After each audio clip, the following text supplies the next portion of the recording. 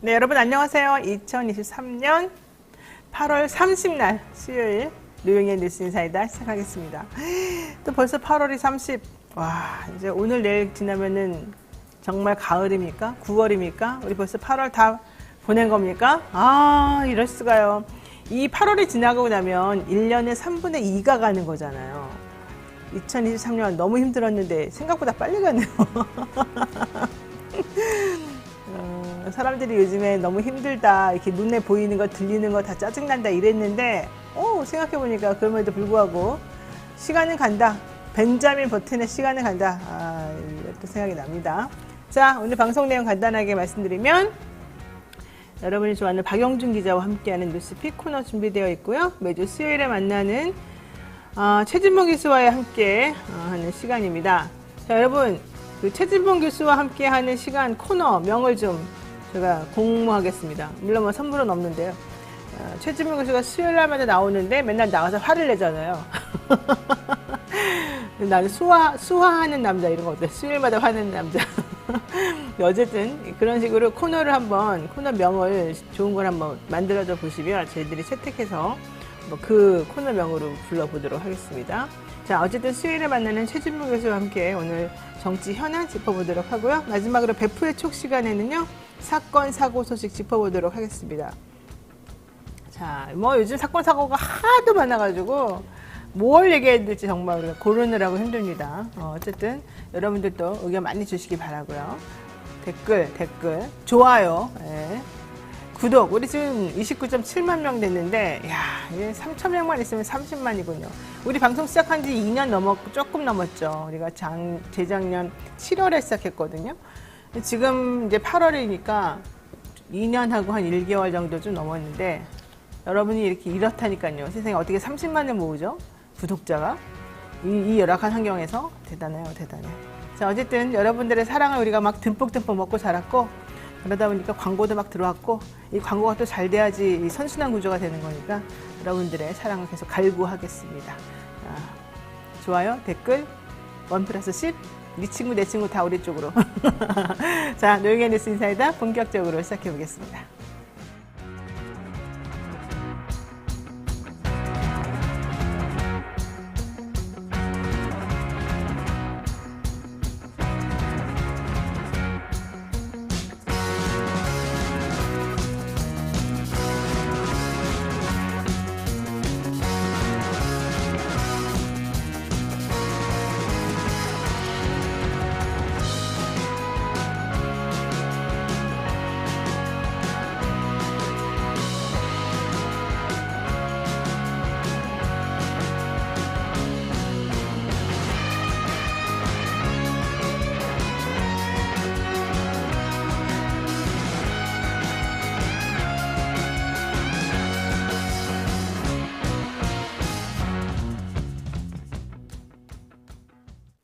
네, 바쁜 아침 이것만은 꼭 알아야 된다. 여러분들께 엄선해서 대신 이야기해드리는 그런 시간입니다. 듣기만 해도 이해가 쏙쏙 되는 뉴스픽 시간인데요.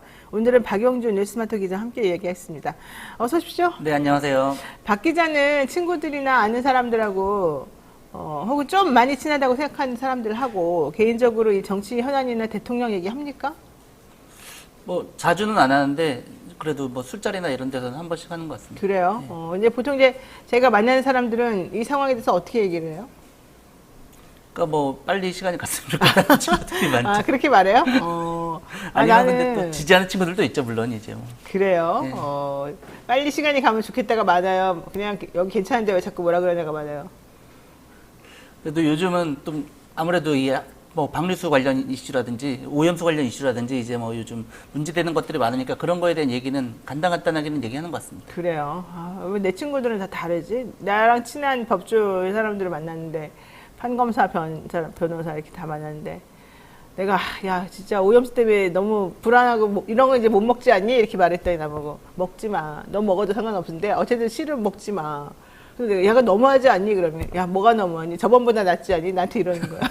네, 정체성을 내가 잃어버릴 뻔했어요. 자, 그래서 친구를 잘 사귀어야 된다. 이게 이제 네, 교훈이었습니다. 자, 우리 친구를 잘 사귀고 있는 우리 박용진 기자와 함께 오늘 또 뉴스픽 이야기 한번 해보겠습니다. 홍범도 흉상 철거에 대해서 계속해서 말이 나오고 있고요. 저는 이건 진짜 잘못됐다고 생각합니다. 홍범도 장군은 머슴으로 태어났어요. 머슴으로. 함경도 지방인가요? 어쨌든 머슴으로 태어나서 일본 놈들이 우리나라 쳐들어와가지고 우리 강산에 피를 물들이고 이러니까 내가 비록 머슴이지만 우리나라를 위해서 내가 해야 된다. 봉오동 전투 그분이 그 열악한 환경에서 사람들 모아가지고 정말 훌륭하게 다 물리치고 정말 혁혁한 전공을 세운 거 아니겠습니까? 사람들이 그때 너무너무 고마워했고 너무너무 훌륭한 우리나라의 정말 어른이다 생각했는데 그때를 필두로 해서 그분이 활약한 게 너무 많아요. 그래서 우리 당시에 사람들이 모두 고맙습니다라고 했었었고 이분이 이제 그 당시에 우리나라 독립을 위해서 움직여야 된다라고 생각을 해서 그때 당시에 독립을 도와주는 쪽은 누구라도 뭐 사상이 그런 게 어디 있어요? 사상 같은 건 없어요. 우리는 그 당시에는 그냥 우리 국민, 우리 백성, 대한민국에 태어나고 우리나라 대한민국 사랑하는 조선을 사랑하는 사람이면 다 누구에게라도 손을 뻗었던 거죠. 소련에서 당연히 거기서도 그 당시에 연합군이었어요. 우리 와가지고 야 니네 도와줄게 하는 그쪽에 가서 야 니네가 힘이 세고 이러니까 일본 놈들 좀 하게 도와달라. 당연히 할 수밖에 없는 거고요. 소련에서도 마찬가지로 아 그럼요 당신 진짜 훌륭합니다. 우리가 훈장도 주겠습니다. 했던 거예요. 그리고 45년도에 해방이 됐고 그분은 그래서 소련 구소련 저기 이주했을 때 거기 가가지고요. 나라에서 뭐 나라가 제대로 있습니까? 그런 것도 없으니까 어떤 건물 수위에다가 돌아갔었어요. 1946년도에 이회영 장군 그분은 어떻습니까? 자기 집에 있는 그 수많은 재산 다 털어가지고 신흥무관학교 세워가지고 대한민국의 역사 뿌리를 만들어준 분들 아닙니까?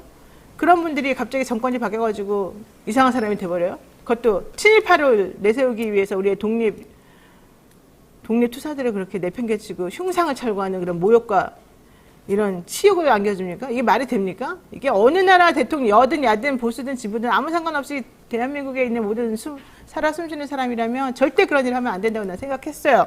그런데 이번 정권은 왜 이러는 건지 특히 자기네들이 그 홍범도 장군 유해 지난번에 문재인 대통령이 이제 있을 때 겨우겨우 가져왔고 이번에 윤석열 정권에서는 홍범도 장군 호적 없으니까 우리나라 만들어줬어요. 박근혜 다 여야 할 것 없이 전부 다 진보 보수 할 것 없이 전부 다 홍범도 장군에 대한 거는 모두 일치단결해서 훌륭하다고 했어요. 그러다 갑자기 전광훈이니 뭐니 이상한 극우 유튜버들이 김문수 씨 이런 사람들이 홍범도는 소련으로부터 훈장받았으니까 나쁜 놈이다 공산당이다 이따위 말을 하면서 말도 안 되는 소리를 잠깐 했죠. 근데 그런 말을 지금 이 정권이 받아들여가지고 신원식 같은 사람들 말이야. 그게 말이 되는 겁니까? 나는 있을 수 없느라고. 이거 정말 경술국시에 준하는 또 다른 진짜 대한민국에 대한 이 친일 세력들의 정말 이 뻔뻔한 행동, 이거를 우리나라 대통령이나 우리나라가 이렇게 취급해서는 안 된다. 이 생각합니다. 자, 어쨌든 팩트는 뒷전이고 2년만 앞세우고 있는 홍범도 흉상 철거 이해할 수 없다. 이게 우리 주제인 것 같고요. 어제가 113번째 경술국시 일이었는데 왜 이런 일이 벌어지고 있는지 얘기 좀 해주십시오. 이제 어제가 바로 일본의 강제로 나라를 빼앗긴 날인데요. 네. 어제 전국 곳곳에선 해외에서 무장투쟁으로 평생을 바친 독립운동가 홍범도 장군을 지키기 위한 집회와 기자회견이 이어졌습니다. 어제 육사 정문 앞에 모인 항일단체 회원들은 흉상 이전 방침 철회를 요구했습니다. 대전 현충원에 있는 홍범도 장군 묘역에도 독립유공자의 후손들이 모여 규탄 성명을 발표했습니다. 이준석 전 국민의힘 대표는 건국 훈장을 받은 독립운동가에게 모욕을 주어서 얻고자 하는 것이 무엇인지 모르겠다면서 백지화해야 한다고 말했습니다. 국민의힘 소속 김태흠 충남지사도 철지난 이념 논쟁으로 영웅을 2번 죽이는 신뢰를 범해서는 안 된다면서 반대 의사를 밝혔습니다. 이종찬 광복회장은 지금 상황이 도저히 이해가 안 간다며 강한 불만을 토로했습니다. 윤석열 대통령의 중마고인 이철우 연세대 교수는 이번 사태에 대해 부당한 사상검열이라면서 홍범도 장군을 지켜야 한다고 강조했습니다. 그런데 어제 윤 대통령은 비공개로 열린 국무회의에서 국무위원들에게 뭐가 옳고 그른지 한번 생각해보라며 누군가 해야 할 일이라면 하겠다라고 말한 것으로 전해졌습니다. 이는 홍범도 장군 흉상을 철거하는 게 합당하다는 의중을 내비치면서 이념 전쟁을 강하게 이어나가야 한다는 것으로 풀이됩니다. 또 이 문제를 그대로 놔둘 수 있느냐며 북한 대적관을 갖고 생도들을 키워내야 하는 육사의 정신적인 지주로서의 인물이 맞는지 소련 공산당은 등록 경력도 있는데 이건 맞지 않다라고 취지로 말한 것으로 전해졌습니다.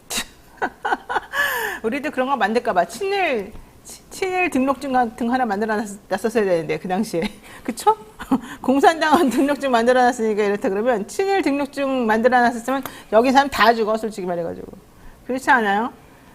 도대체가 뭐가 본질인지를 왜 파악을 못하고 계시는지 저는 육사가 정말 비겁하다고 생각하는 게 육사 이거 흉상 철거한다 그러니까 가만히 있다가 그 5년 동안 또 즐거워하면서 좋았었잖아요.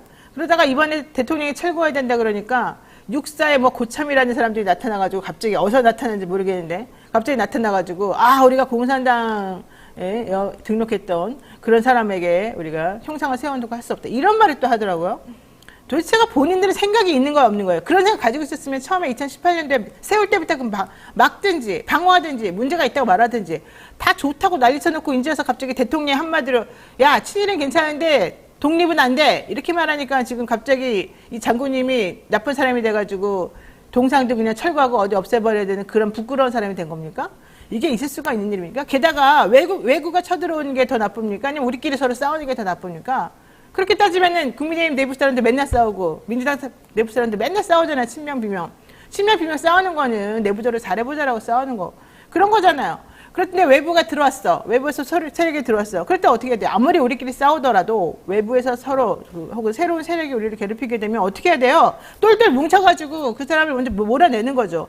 본질은 외부에서 들어오는 그 세력이 더 나쁜 거지. 우리가 서로 지금 생각이 조금 달라가지고 사상이 다르고 운영 방식이 달라가지고 서로 간에 의견이 있는 것 때문에 이렇게 벌어졌으면 그걸 해결하려는 노력을 기울여야 되는 건데 그게 제일 철천지 원수가 되고 제일 나쁜 거예요? 나는 그게 이해가 안 가는 거야. 내가 옛날에 백선엽 장군 가지고 얘기한 것도 그거야. 백선엽 스스로도 자기가 인정을 했잖아요. 나 친일했다. 그건 어디 갔어요? 왜 자기가 스스로 인정하는 거 전부 다 없애버리려고 그래? 도대체 대통령은 백선엽 씨하고 무슨 관계예요? 백선엽 씨가 자기 조상이에요? 조상이든 아니든 이런 식으로 하면 안 되는 거죠. 그럼 거기에 왜 부원해독이에요? 대통령 한마디면 막 다 이상하게 됩니까? 모든 게? 대한민국은 뭐 역사도 없고 가치도 없고 사상도 없고 아무것도 없습니까? 참, 이해가 안 갑니다. 이해가 진짜. 그리고 이념전쟁을 왜 강하게 이어나가야 됩니까? 지금 이 판국에. 대한민국 말고 이념전쟁 강하게 이어나가는 데가 어디 있습니까? 도대체가. 먹고 살기 때 바빠 죽겠는데. 아 정말 이해가 안 가죠. 자, 국방부가 홍범도 흉상 철거 추진하면서 설득력 있는 근거들을 내놓았나요? 그게 문제인데요. 참요. 그 근거들이 설득력이 떨어지고 있습니다. 이제 1921년 소련군이 독립군을 몰살시킨 자유시참변에 홍범도 장군이 개입을 했는지 여부를 두고도 지금 얘기가 나오고 있습니다. 어제 브리핑에서 국방부는 처음엔 직접 개입했다는 근거 자료가 있다고 답변을 했다가 뒤늦게 이제 아니라고 번복을 했습니다. 준비된 영상을 보시죠. 이게 국방부 공식 입장으로 자료도 없는데 의혹이라고 단정적으로 낼 만한 내용인지 그 판단 근거가 좀 궁금합니다. 그 여러 가지 문서에 따르면 소련 정부로부터 연금을 받기 위해서든지 그렇게 해서 작성한 이력서에 관련 내용이 있는 것으로 알고 있습니다. 아 그러면 홍범도 장군이 자유시 참변에 자신이 가담했다라는 내용을 소련에 말을 했다, 이 자료를 확보했다 이 말씀이신 거죠? 네, 그런 문서들이 있는 것으로 알고 있습니다. 그리고 아까 대변인 우리 JTBC 김윤경 기자 질문에 홍범도 장군이 자유시 참변에 직접 참여했다라고 아까 말씀을 하신 거예요. 그러니까 연관성 등 의혹에 대한 역사적 자료 이런 것들이 있다라고 다시 한번 말씀드립니다. 클립을 돌려보면 아까 김민관 기자가 분명히 재차 질문한 게 자유시 참변에 직접 가담을 했느냐라고 물어봤어요. 그러니까 그게 맞다 그랬다는 거는 홍범도 장군이 자유시 참변에서 우리 독립군을 살해하는데 가담했다는 내용이 되거든요. 그런 뜻으로 말씀드린 건 아닙니다. 만약에 그렇게 말씀드렸다면 제가 잘못 드린 것 그렇게 같고. 얘기해가지고 깜짝 놀랐어요. 그러십니까? 네, 전하규 국방부 대변인이 말하는 거예요. 홍범도 흉상을 철거해야 된 이유 중에 하나가 1921년도에 소련군이 독립군을 몰살시킨 자유시 참변이 있었는데 이때 홍범도도 여기에 개입한 거 아니냐 이거예요. 그래서 기자가 물어보죠. 개입했던 근거가 어디 있어요? 왜 그동안 아무 말도 안 하다가 갑자기 개입했다고 주장을 해요? 그러니까 대변인이 뭐 그런 거는 없는 걸로 지금 나옵니다. 다만 여러 가지 문서에 따르면 연금을 받기 위해서 뭐 이력서에 뭔가 좀 적은 것 같습니다. 그러니까 기자가 아니 그러면은 거기에 이력서에 홍범도 장군이 소련으로부터 연금 받으려고 우리 독립군을 살해했다는 내용을 거기다 적었다는 겁니까? 또 꼬치꼬치 물어보죠. 그랬더니 대변인이 그런 뜻으로 말한 건 아니고요. 그렇게 말씀드렸다면 제가 잘못된 거고. 이렇게 말해요. 그럼 저게 뭡니까? 했다는 거예요, 안 했다는 거예요? 했다는 거예요, 안 했다는 거예요? 했어요, 안 했어요? 대변인님, 했어요, 안 했어요? 아무도 여기에 대해서 홍범도 장군이 그런 비겁하고 나쁜 짓을 했다고 아무도 말하지 못해요. 왜? 증거도 없고 그렇게 하지도 않았으니까. 홍범도 장군이 자유시 참변에 직접 가담한 기록이 없어요. 없어요. 물론 먹고 살기 어려서 그쪽 가가지고 수위도 하고 말년에 쓸쓸하게 돌아가셨죠. 그래서 힘들어가지고 야 밥이라도 함께 얻어먹자 해서 뭔가 그분들에게 과거에 자기가 했던 거는 숨기고 야 나 너네들하고 좀 친하지 않았니? 이런 말을 했을 가능성도 저는 뭐 전혀 없다고 보지 않아요. 하지만 그런 모든 건 아무것도 아니에요. 그 사람이 한 행동에 비하면 생각해 보세요. 왜 이런 식으로 자꾸 갑자기 사람을 모욕합니까? 그럼 대한민국을 위해서 목숨 걸고 싸울 사람은 누가 있습니까? 나 전쟁 나면 우리나라 떠나버려야 되겠다. 이런 생각한 사람이 더 많지 않겠어요? 이런 식으로 대접하면? 남의 나라가 쳐들어오면은 무조건 그 나라에 가서 성씨 개명하고 그 사람들이 시키는 대로 다 해야 된다. 이거 아닙니까, 지금? 예? 그렇게 해서 시류에 부응해가지고 그렇게 억지 살아남아가지고 교육을 좀 받아가지고 세상 들어가는 방식을 알아낸 다음에 거기에 맞춰가지고 아주 비겁하게 살아가는 사람, 그런 사람들이 현재까지 지금 잘 살고 있잖아요, 우리나라가.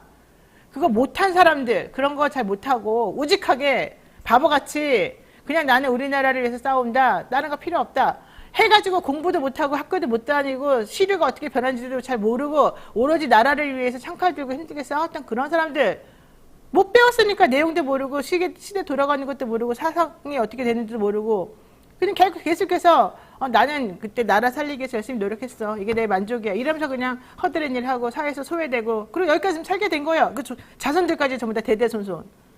누가 지금 이 상황에서 잘했습니까? 누가 지금 이 상황에서 그들을 나무랄 수가 있고요.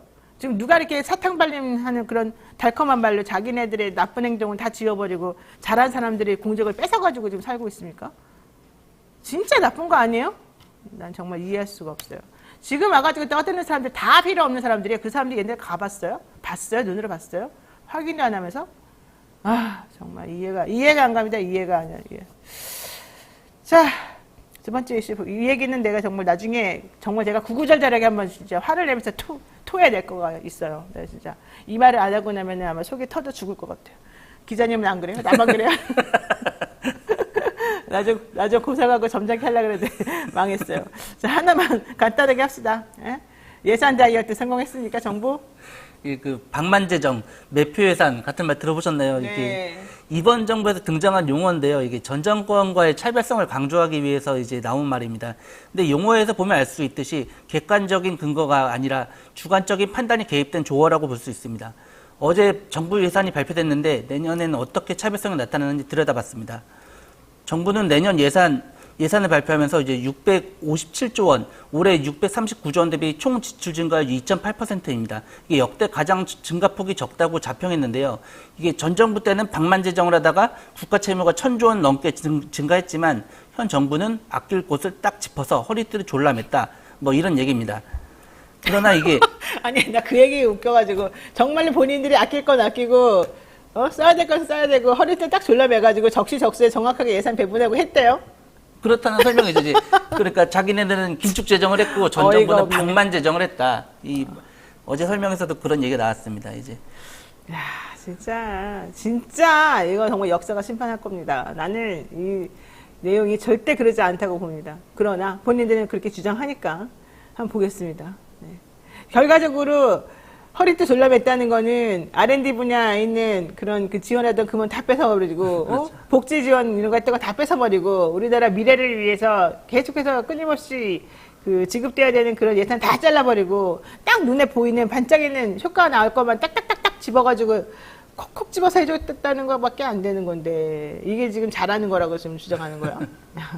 이렇게 살림하면 큰일 납니다. 이렇게 살림하면 큰일 나요. 애가 아파. 우리는 그래서 애기 아플 걸 대비해가지고 보험도 들고 애기 나중에 학교 갈 때 학비 모자랄까봐 미리 돈 다 저금해요. 그러고 난 다음에 한 10년, 20년 있다가 그 사람이 정말 위기에 처했을 때 혹은 학교 갈 때 그 돈을 다 쓰는 거예요. 말해야 되는 거죠.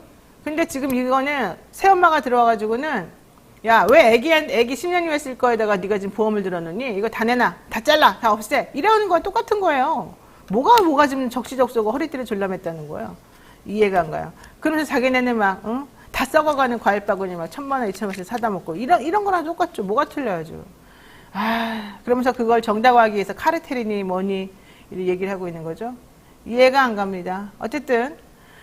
어쨌든 이렇게 재원을 마련해서 그런 데다 들어갈 재원들을 마련해서 군인 이런 사람들한테 준다는 거예요? 증가한 걸 보면은 이제 군인 월급, 기초생활급여, 노인 일자리, 육아휴직 등 복지와 고용 분야에 좀 많이 집중이 됐는데요. 이게 문제가 또 있는 게 SOC 예산도 26조 1천억 원으로 4.6% 늘어나 전체 지출 증가율을 웃돌았습니다. 이게 윤 대통령이 매표 예산을 비판했는데 정작 긴축 기조 속에서도 각종 지역 건설 예산을 늘린 거는 총선 때문 아니냐. 그러니까 이게 결국 또 매표 예산인 거죠. 그러니까요. SOC 예산을 늘리는 거는 자기네 지역에 뭐 하는데 얼마, 뭐 하는데 얼마 국회의원들이 끌어다 주는 그런 쪽지 예산에서 다 나눠 먹겠다는 얘기잖아요. 실질적으로 이런 것들이 제대로 쓰이는지를 확인해가지고 줄 거 주고 안 줄 거 안 주고 이렇게 하는 게 원래 기본인데 그런 예산은 펑펑 줘. 왜? 그래야지 국회의원들이 그 지역의 국회의원들이 야 봐라 내가 여당이니까 내가 이렇게 자금도 다 끌어오고 예산도 다 끌어오고 대단하지 않냐 내년에 꼭 우리 뽑아줘 이렇게 된단 말이죠. 서울 양평고속도로 건설 예산도 123억 원이 또 들어가 있고 총선 때문에 결국 하는 것처럼 지금 다 보일 수밖에 없고 아휴 네, 우리도 우리 코너만 이름을 하나 만들어 볼까요? 예. 이슈픽 말고 박영준의 열나는 이슈픽 이런 걸로 열받는 박영준 이런 걸로 한번 해볼까요? 자 여기까지 하겠습니다. 고맙습니다. 네, 감사합니다. 네, 지금 시간이 너무 많이 흘려서 죄송합니다. 생방송 댓글 참여 계속 부탁드리고요. 최진모 교수와 함께 오겠습니다.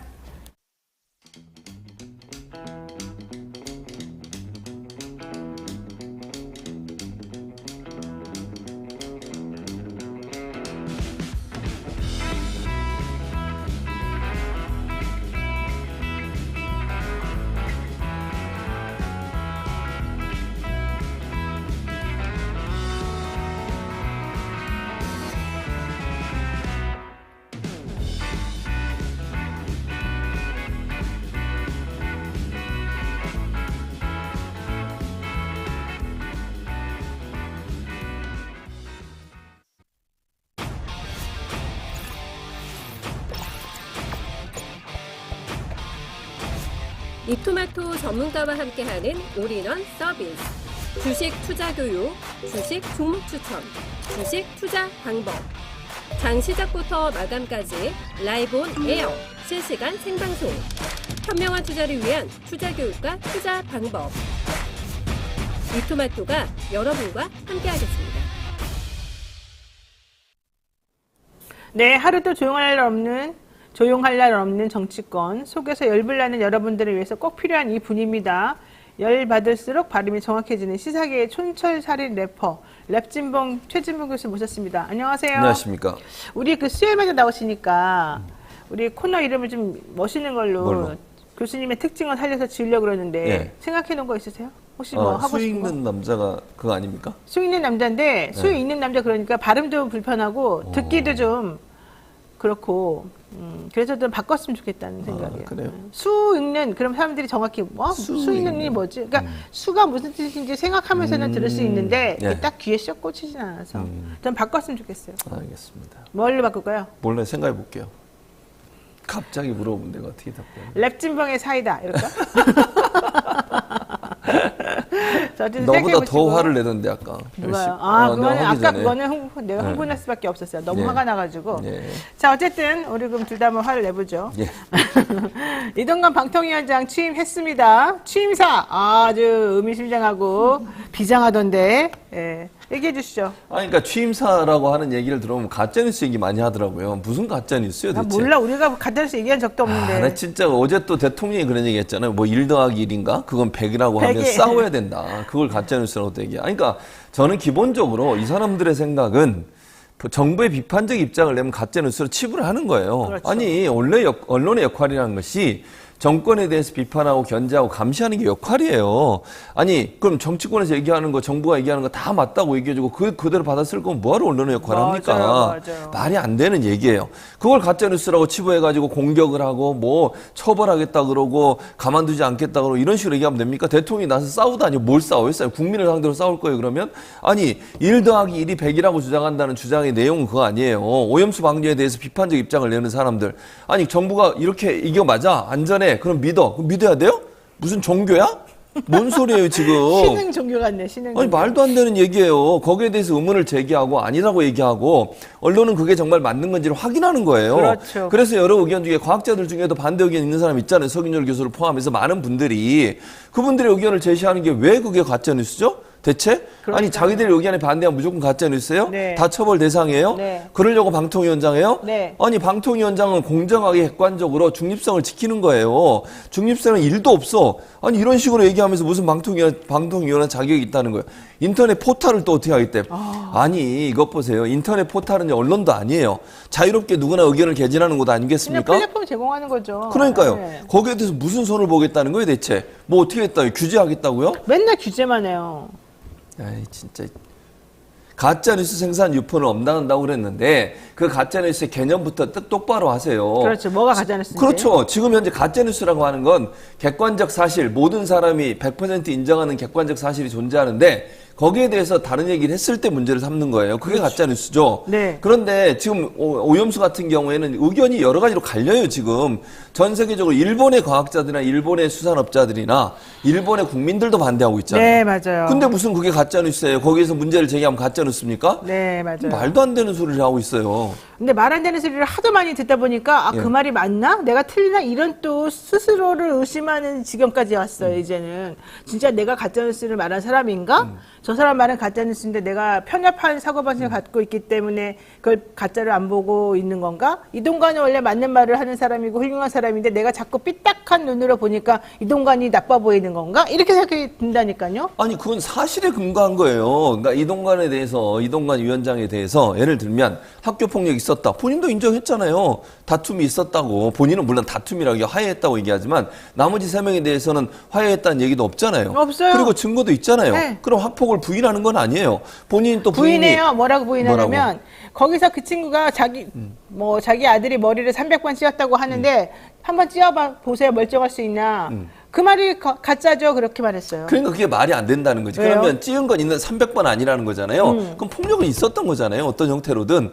그러니까 예를 들면 이게 전혀 아무것도 없는데 얘기하면 가짜 뉴스지만요. 예를 들어서 네. 본인이 주장하는 주장과 다른 얘기를 한다고 해서 가짜 뉴스 얘기하면 안 된다는 거예요. 입장이 다를 수 있는 거고. 아니 사람에 따라서 각각 다른 시점을 얘기할 수 있는 거죠. 박정훈 대령 문제도 그래요. 그 문제도 박정훈 대령은 분명히 들었다고 하잖아. 네. VIP에 압력이 있었다는 걸로. 네. 근데 아니라고 해요. 대통령실은. 그럼 이게 가짜 뉴스예요? 왜 이게 가짜 뉴스죠? 그러니까요. 증명이 됐나요, 그러면? 안 했다는 그러니까요. 증명이? 그러니까요. 그 말도 안 되는 얘기예요. 그러니까 이 문제는 가짜 뉴스라는 정의가 제대로 내려져야 되고 정권이나 정부에 대해서 비판적 입장을 내는 사람들을 다 가짜 뉴스로 치부해서 공격적 성향을 보이고 처벌하겠다고 하는 것 자체가 대단히 위험하다. 네. 이거는 언론의 자유, 표현의 자유, 헌법에 보장된 권리를 국민의 권리를 박탈하는 행위다. 반헌법적 행위라고 생각해요. 맞습니다. 자, 어쨌든 중요한 건 사실 이동관 방통위원장 되기 전부터 다음에 댓글 기능 바뀐 거 보십시오. 그러고 난 다음에 토론이 안 되고 있습니다. 하루면 없어지고 그것도 자기네가 막 시간을 정하고 그리고 시간 순서대로 막 그냥 나열만 해놓고 빨리빨리 없어지기만을 바라는 사람들처럼 그렇게 이상하게 시스템 만들어놨고 우리는 그 댓글을 다시 볼 수가 없고 남이 무슨 생각하는지를 모아가지고 확인할 수가 없는 즉 사람들의 뜻이 무엇인지 하나 개별적으로 하나하나는 볼 수 있어도 이 사람들이 얼마나 많이 이런 생각을 하는지를 알 수 없게끔 만들어놨어요. 그게 왜 그러겠어요? 미리 자기가 알아서 정리한 거잖아요. 다음같이 이렇게 눈치 보면서. 근데 그렇게 눈치 보는 다음한테 그럼 칭찬이라도 해주지. 칭찬은 무슨 칭찬이야. 네이버한테도 하긴 네이버도 그동안 얼마나 이 정권을 위해서 노력해줬어요. 그러니까. 근데도 맨날 네이버 욕만 하고 그래가지고 네이버든 다음이든 살 수 있는 포털을 살 수 있는 게 뭐가 있겠어요? 아무것도 없어. 이제 나는 신박하게 좀 더 정부에 잘 보이려는 어떤 태도를 어떻게 만들어낼까 이게 좀 궁금증인데 현실적으로 이렇게 하면 안 된다는 거죠. 얼마나 부끄러운 일이에요. 언론과 관련된 일을 하시는 분으로서. 자, 중요한 건 이겁니다. 포털과 SNS를 규제하겠다. 이 얘기는 결과적으로는 네이버, 뉴스, 우리 유튜브 이런 것도 다 내가 처음 보겠다 이런 뜻이거든요.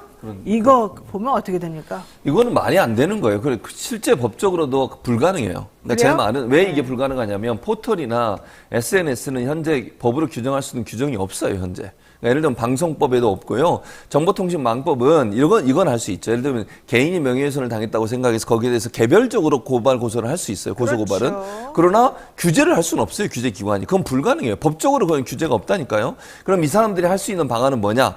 이걸 방송법 범위에 집어넣는 거예요. 아니 언론법을 바꿔가지고 SNS나 아니면 이 그 포털 사이트도 언론의 기능을 하고 있다 이러면 집어넣을 가능성이 있어요. 그건 대단히 위험해요. 그러면요 사람들이 자기 생각을 마음대로 인터넷 공간이라는 게 누구에게 개인적으로 주어지고 규제할 수 있는 공간이 아니잖아요. 누구나 자유롭게 자기 생각을 사상의 자유, 표현의 자유를 이용해서 네. 자기 생각을 공유하는 공간이에요. 네. 그것을 정부가 규제를 해요? 그런 나라는 세상에 없어요. 공산주의 빼고 김일성이나 김정은이나 이런 사람들 빼고 어느 나라가 포털이나 아니면 인터넷 공간을 규제를 합니까? 그러니까요. 말도 안 되는 얘기예요. 그러니까 현재 형사법으로도요. 만약에 명예훼손을 당했다고 하면 거기에 대해서 개인적으로 다 법적으로 소송을 해서 피해를 보상받을 수 있는 구제기관이 있어요 분명히. 네. 근데 뭘 또 만들겠다는 겁니까 대체? 뭘 어떻게 규제를 하겠다는 거예요? 사람들의 자유로운 의사표현 자체를 막겠다는 의도라고 보여지기 때문에 이건 언론의 자유 침해고 표현의 자유 침해라고밖에 볼 수 없어요. 아니, 나는 사실 포털이 되게 정부 친화적이고 정부 여론과 부합하는 그런 것들을 위로 올리고 진짜 오히려 나는 정부가 예뻐해줘야 된다고 생각하는 사람이었는데 물론 나는 그 기재 좋아하진 않지만 욕심이 끝이 없나 봐요. 그렇게 해줘도 소용이 없나 봐요. 그러니까 지금은 아예 그래도 이제 포털 같은 경우에는 아까 말씀하신 것처럼 전 정부에도 문재인 정부 때는 여당 그 당시에 여당 민주당도 불만이 많았어요. 왜냐하면 보수적 그렇죠. 내용이나 이게 예, 많았으니까. 예, 많았으니까. 근데 이제 지금 제가 볼 때 이동관이나 윤석열 대통령은 뭘 어떻게 생각하냐면 대놓고 본인들 홍보해달라는 요구가 그렇죠. 아닌가 하는 예, 생각이에요. 그렇게 생각이 들죠. 그게 말이 안 되는 거예요. 그러니까 이건 논란이 있어요. 포털 사이트에서는 양쪽이 다 불만이에요. 어느 한쪽도 포털 사이트에서 만족스러운 사람이 없어요. 민주당이든 근데 국민의힘이든. 더 차이는 있어요. 민주당은 그렇게 불만을 가지고 있고 본인들이 여당일 때 또 안 언론사가 했죠. 나서서 욕할 때 우리는 불만이지만 우리는 건드리지 않는다. 자율적으로 알아서 해라. 이런 거고 맞아요. 이쪽에서는 왜 그래? 불만이야. 니네 바꿔. 니네 바꾸지 않으면 내가 어떻게 해줄 거야. 이걸 한다는 거죠. 그러니까 실제 실행을 하는 거죠. 예. 그러니까 대단히 위험한 행동이에요. 이거는. 그러니까 문제가 있다면 거기에 대해서 의견은 개진할 수 있고 그렇게 하면 안 된다고 주장을 할 수 있지만 법을 만들고 규제를 만들어 가지고 인터넷 공간의 자유로운 의사표현마저도 막으려고 하는 것은 대단히 위험한 발상이에요. 이거는 정말. 그러니까요. 그래서 걱정스럽습니다. 자, 더더군다나 이동관 위원장. 사실은 김효재 씨가 많이 정리해주고 나갔어요. 네, 본인이 다 그냥 내가 다 안고 간다 이러면서 그 이상훈 위원인가요? 그 두 분이 다 그냥 욕을 먹거나 말거나 다 정리해주고 나갔어요. 할 것도 사실 별로 안 남았는데 이동관 위원장 또 나오자마자 EBS 방문진에 새 이사 탁탁 꽂아 넣었잖아요. 그렇죠. 야, 근데 그 꽂아놓은 인사들은 이번에 내쫓는 인사들이 너 법카 문제가 있어, 너 뭐 무슨 문제가 있어 이렇게 말하면서 내보냈는데 지금 새로 들어온 그 사람들은 이번에 내보낸 사람들보다 더 그와 같은 일을 더 많이 저지르서 예전에. 옛날에 쫓겨났던 사람들이었다는 거잖아요. 맞아요. 이게 말이 됩니까? 말이 안 되죠. 그러니까 저는요 윤석열 정부는 재활용 정부인가 봐. 그러니까 예전에 있던 사람들은 또 그 당시에 논란이 돼가지고 문제가 됐던 사람들 다시 아니, 불러들여요. 그때 잘했다는 사람은 안 불러들여. 그렇지. 그때 논란이 돼서 쫓겨났던 사람들 그런 사람들만 불러들여요. 이게 뭐하는? 그러니까 KBS 이사도 그래요. 예전에 KBS 이사 했던 사람이에요. 지금 그리고 뭐 차기환 이사 같은 경우에는 KBS, MBC 다 했어요 이사를. 그분은 뭐 직업이 이사예요? 변호사인데 원래. 아니 이사만 하고 다녀. 몇 번째 하는지 몰라요 지금.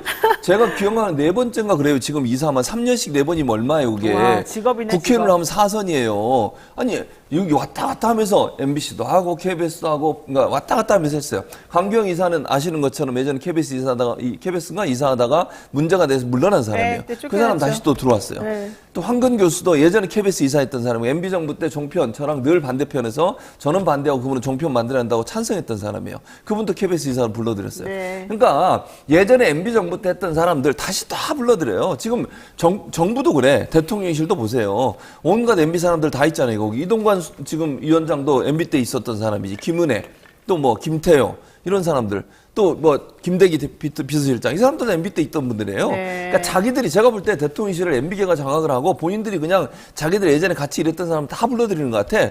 그럼 결국 이건 뭐예요? 옛날에 했던 대로 하겠다는 거잖아요. 지금 MB 때 그럼 제대로 언론을 공정하게 했습니까? 언론 장악에서 MB 정부 때 언론이 가장 어려웠어요.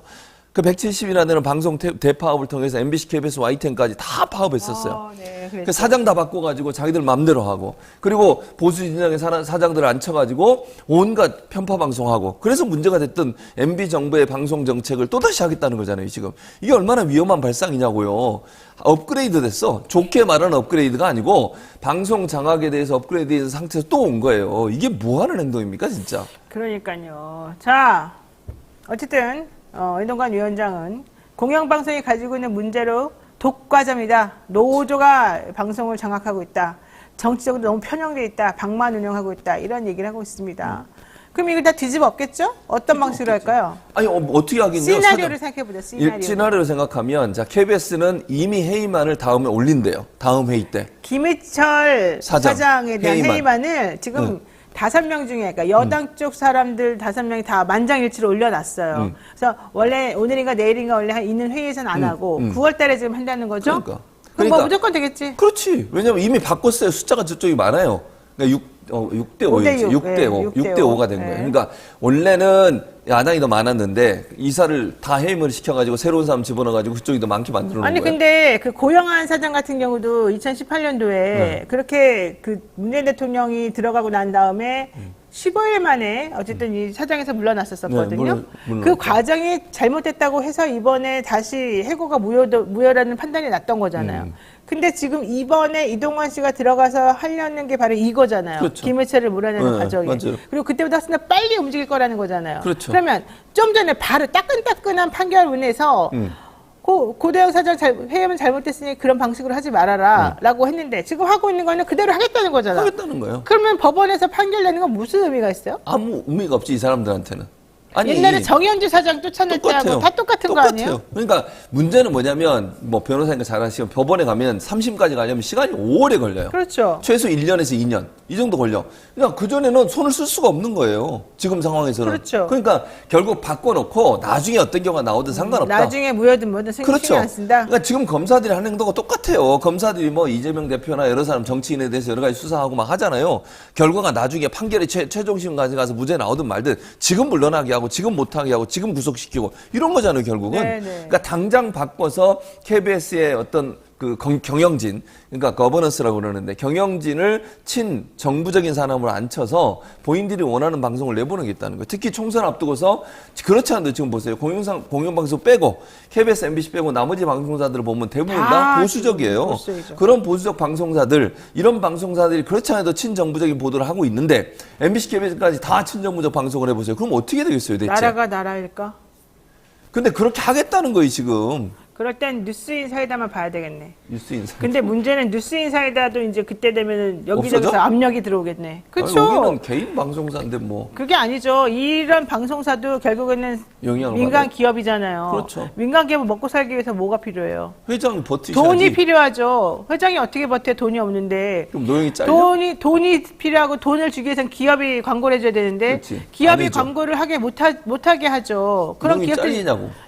내 얘기를 들어봐요. 기업들이 광고를 해야 되는데 기업들이 광고를 못해. 왜? 이 방송의 기조가 마음에 안 든다. 그럼 어떻게 해야 돼요? PD 잘리고 누구 잘리고 다 잘라야 되겠지. 특히 대표를 떠드는 우리 같은 사람도 위험하겠지. 최진봉이 제일 위험하네. 난 이미 MBC에 잘렸잖아.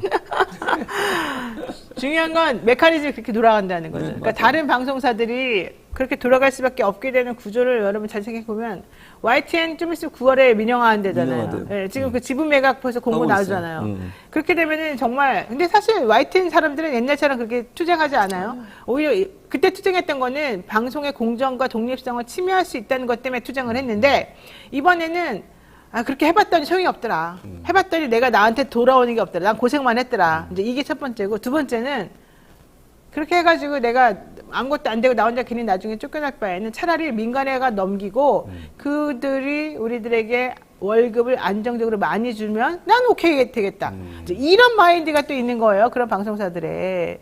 그러니까 그거는 일반 직장인하고 똑같은 마인드인 거지. 언론인의 마인드는 아닌 거지. 그건 아니지. 근데 그런 식으로 지금 되어가고 있다. 처음에 서울신문이 호방건설 들어온다 그럴 때 반대파가 있었고 찬성파가 그랬었죠. 있었어요. 네, 맞아요. 반대파의 논리는 그러면 안 된다. 사기업들이 우리를 다 잡아먹게 된다. 이거는 그랬었지. 공정한 언론이 안 된다. 사기업에 광고를 해주는 곳으로 홍보지를 전락한다. 반대했죠. 맞아요. 하지만 나머지 사람들이 야 우리 지금 먹고 살기도 힘들고 월급도 안 주는데 우리가 지금 이런 거 할 때냐. 그냥 돈 들어오면 편하게 하고 적당하게 쓰면 되는 거 아니냐? 라는 생각을 들이 쌓았단 말이야. 그래서 결국 누가 이겼어요?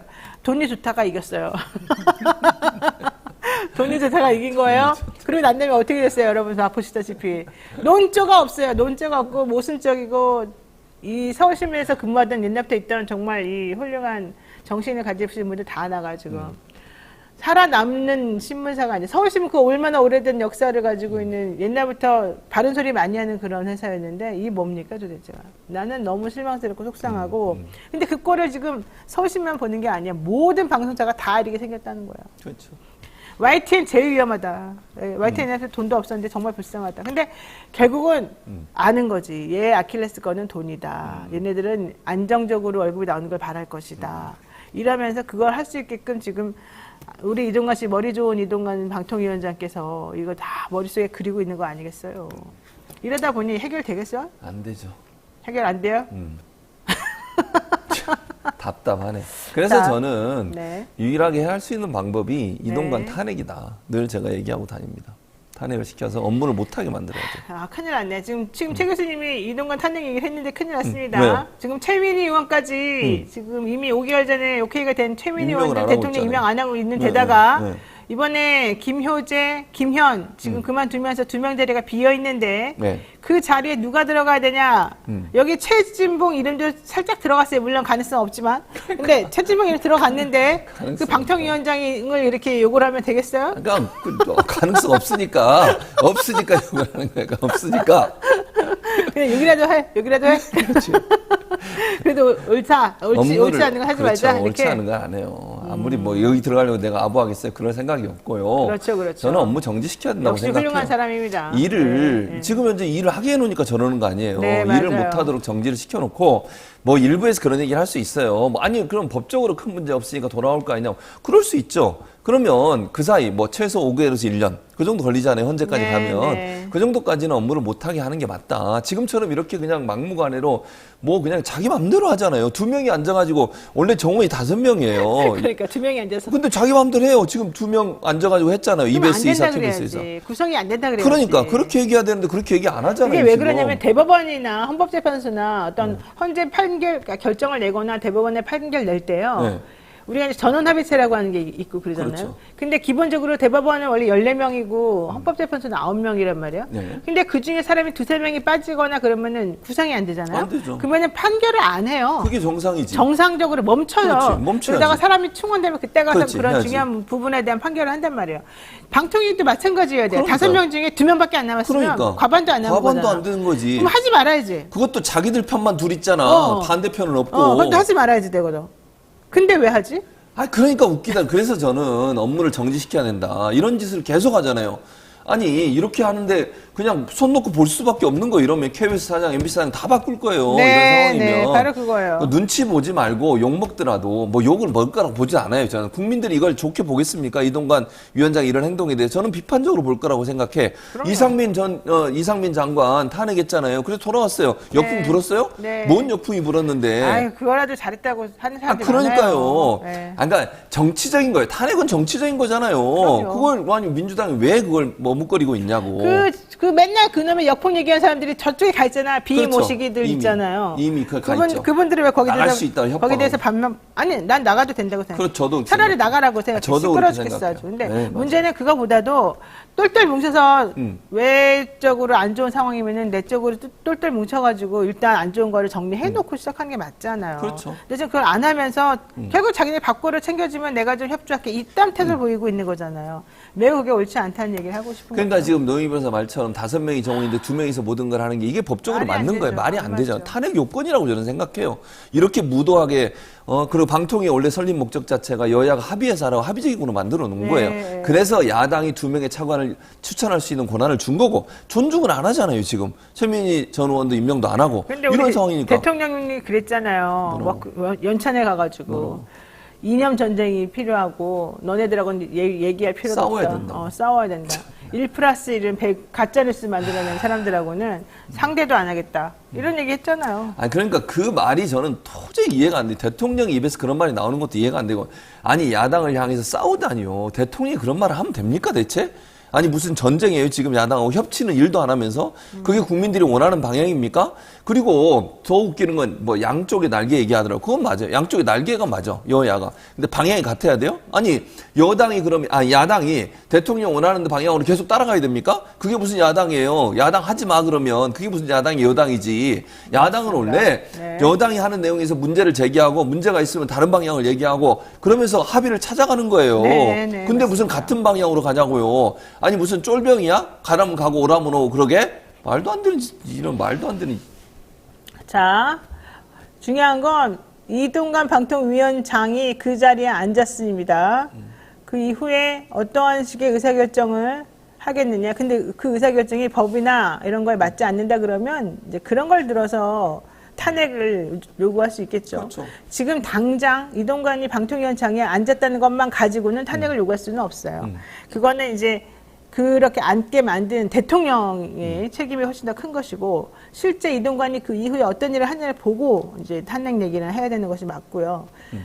실질적으로 저는 그거보다도 제일 중요한 게 최민희 의원에 대해서 지금 아무것도 안 하고 있는 거. 이게 제일 나쁘다고 지금 봐요. 최민희 의원 5개월 동안 지금 손과 발을 묶어놓고서 아무것도 못하게 하면서 결과적으로는 여당의 숫자를 훨씬 더 많이 늘리지 않는 이상은 나는 얘를 좀 앉혀놓기 싫다. 이런 취지로 지금 내가 들리는데 이거를 해결해야죠. 국회의원들이. 민주당 국회의원들이 그걸나 먼저 빨리 해결해야 돼요. 나머지. 그러니까 그걸 지렛대로 활용하려면 탄핵권도 같이 해야 된다고 그러니까 나는 무슨 보는 탄핵? 거예요. 탄핵에 이제 근거가 있어야 되는 근거, 거니까. 나 지금 예를 현재 들면- 이동관의 탄핵 근거는 뭐야 그러면? 그러니까 저는 아까도 얘기했지만 이동관이 지금 현재 하고 있는 이런 2명이서 모든 걸 하면서 이렇게 무도하게 이사들에 대해서 제대로 된 검증도 없고 또는 감사원이나 아니면 다른 데 청원이나 아니면 본인들의 뭐 심지어는 그거 기다리지도 않잖아요. 가처분 신청 기다리지도 않아요. 직권남용을 하겠다 이런 네, 얘기죠? 그런 네. 식으로 가야 된다. 그러니까 예를 들어서 실행을 하든 안 하든 그걸 가지고 카드로 활용할 필요가 있다는 거예요. 대통령을 압박하려면 뭔가 카드가 있어야 될 거 아니에요. 네. 그냥 해달라 너 하겠어요? 윤석열 대통령이 왜 안 해주냐 하고 들을 사람이 아니잖아 그 사람이. 네. 그러면 뭔가 압박할 수단이 있어야 되고 실제 실행을 하든 안 하든 이 문제를 공론화시켜서 빨리 그러면 야당 의원들을 임명해라. 그렇지 않으면 우리는 이거 도저히 두고 볼 수가 없다. 라고 하는 어떤 뭐랄까요 협상이나 네, 아니면 네. 압박의 수단을 하나를 쥐고 있어야 되는데 그게 탄핵 카드가 돼야 한다고 생각하는 거죠. 자, 보겠습니다. 2명이서 결정 내리고 2명이서 어떠한 식으로 일사천리로 자기네들이 원하는 것만 쭉쭉쭉쭉 해결해 나가는지 그 자체를 일단 중단시키고 그러면 이제 집행정지 같은 걸 해야 되겠죠. 그렇죠. 그리고 난 다음에 이 사람들에 대한 탄핵안을 만들어가지고 권력남용, 권한남용 하고 있다. 이거를 국민들에게 얘기해주고 헌재 올려야 되는데 지난번에 이상민 때도 탄핵은 올려놓고 아무것도 안 해서 졌다 이런 얘기 많이 나오고 있는데 이번에 민주당 국회의원들 일을 열심히 할지 제가 잘 보겠습니다. 자, 또 하나 짧게 말씀드릴 게 있네요. 이번에 연찬회하고 민주당 그 워크숍하고 2개가 같이 있었거든요. 그렇죠. 국민의 연찬회 때 대통령이 그렇게 좀 부적절한, 나는 거기 참석하는 것부터 좀 문제라고 보는데 맞아요. 어쨌든 부적절한 참석과 부적절한 발언이 많이 나왔어요. 자, 그런데 나는 그보다도 민주당 얘기를 하고 싶어요. 네. 민주당 여기서 나가가지고 앞으로 1년 동안, 그동안 1년 동안 잘 못했는데 앞으로 잘하겠다 해놓고 하고 있는 내용이 뭡니까? 소통하겠다, 포용하겠다. 나는 왜 그런 말을 지금 하고 있는지 모르겠어요. 지금 자기네가 여당도 아니고 민주당은 왜 그런 쓸데없는 데 집중을 하죠? 무슨 소통을 해요? 지금 소통해야 될 제일 큰 대상이 안 하고 1년 내내 버티고 절대 안 하겠다고 하는데 왜 소통에 목을 매요? 그러니까. 그런 거 할 필요가 있어요? 근데 뭘 포용해요? 나를 지금 포용 안 해가지고 문제가 되고 있는데 나 혼자 막 포용하고 쫓아다녀? 아니, 그러니까 대통령의 말을 들어보면 협치나 포용은 아예 생각도 없어요. 그건 아무 의미도 없는 아니, 얘기예요. 싸우겠다 그러잖아. 야당을 향해서 싸우겠다고 얘기하고 저런 세력이라고 그래요. 네. 이렇게 얘기하는 사람들한테 무슨 협치를 하고 소통을 해요. 협치의 생각이 있었으면요. 예를 들면 다른 방향으로 가는 사람들은 싸워야 된다고 얘기하고 다른 방향으로 가는 사람들하고 협치를 못한다고 그랬어요. 네. 본인이 이미 선을 그었어. 그렇죠. 아니 그러면 같이 싸워야지. 대여투쟁을 해야 되는 거 근데 아니에요? 그래도 우리는 나는 부처님 가운데 토막이야. 나는 그래도 당신 사랑합니다. 말도 난 안 되는 당신을 소리. 기다립니다. 당신이 나하고 소통하고 얘기하고 싶어 질 때까지 옆에 앉아 있겠습니다. 나는 소통을 좋아합니다. 나는 포용하겠습니다. 지금 이거랑 똑같은 거잖아요. 아니, 그러니까 그런 주장을 이게 하는 사람들이 뭐냐고요. 문제라는 거예요. 그 비명계들이 이제 대부분 그런 얘기 하는 사람들 많잖아요. 네. 그런 얘기를 왜 하는 거예요? 난 아니, 정말 대체 답답해 죽겠어요. 대통령이라는 사람이 야당에 대해서 존중도 안 하고 야당을 그냥 뭘로 보는데, 졸로 보는데, 장기판에. 네. 그런 상황이면 같이 대응해서 싸워야죠. 네. 국민들이 그걸 원하는 거예요. 대통령이 그렇죠. 정신 똑바로 안 차리니까 거기에 대해서 강력하게 투쟁해라. 네. 아니, 장외 집회도 좀 하고, 야외가 집회도 하고, 네. 문제 있는 거 적극적으로 하고, 특검도 하고, 아니면 국정조사 하고, 이런 거 하라는 거 아니에요. 그걸 계속 눈치만 보고 역풍 분당 안 하고 있으니, 그러니까 더 역풍이 부는 거예요. 근데 역풍태를 할 필요도 없어. 지금도 벌써 역풍 불었어요. 무슨 역풍이야. 아무것도 안 하면은 아무런 바람이 안 불 줄 알고 있는 거지. 아니, 그러니까 현재 민주당의 지지율이 낮은 이유도 바로 그런 이유예요. 그렇게 많은 의석을 갖고 어쨌든 입법부를 장악하고 있는 거잖아요. 민주당이 숫자적으로 보면. 그럼 뭔가 효능감 있게 일을 해줘야 돼요. 민주당 지지율 낮지 않아요. 내가 여러 번 말하는데 지금 정부를 여당이 꽉 잡고 있는 상황에서 야당이 있는데 야당을 그렇게 검찰이나 이런 사법적으로 위협하고 1년 내내, 2년 내내 모든 국회의원들을 다 하나씩 건드리면서 너 이거 위험하게 하지 말아라 이런 눈치를 계속 주고 있는 상황. 모든 종류의 사건에 대해서 계속 압수수색하고 이재명 대표하고 뭔가 좀 유리한 발언을 하거나 그에 상한 증거를 내놓는 사람이 있으면 다 영장 청구하고 너 입 다물어라 이런 시그널을 주고 있는 이 타임에 이 정도라도 하는 게 다행이다 이렇게 생각하는 사람들이 있어야 된다는 거예요. 실질적으로 지금 야당에 대해서 지금 나오는 그 지지도가 갤럽 전화조사 갤럽하고 그러니까 전화조사로 하는 것하고 이 ARS로 하는 것하고 두 가지 방식이 다른데 이 ARS로 하는 방식에서는 민주당에 대한 지지도가 높아요. 국민의힘보다. 물론 전화 면접만 달라요. 근데 현실적으로 따져보면 전화 면접보다는 ARS의 그 결론이 더 맞을 가능성이 높아요. 선거와 관련하게. 그러면 민주당 지지도가 낮은 게 아니에요. 근데 민주당 지지도가 낮다고 사람들이 자꾸 말을 해버려요. 안 낮은데. 그러면 사람들이 전부 다, 민주당 사람들이 싫어하나 보다. 중도 사람들이 그렇게 생각하는 거죠.